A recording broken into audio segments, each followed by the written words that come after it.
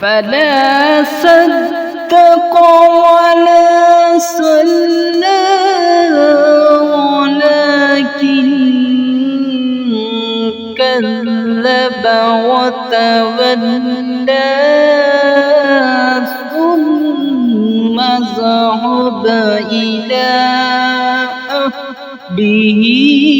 يتمطى أولى لك فأولى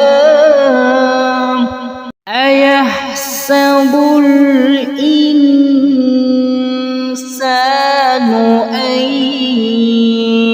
يترك سدى ألم يكن نطفة من مني يمنى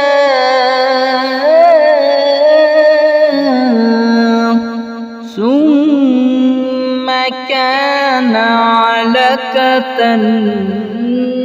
فخلق فسوى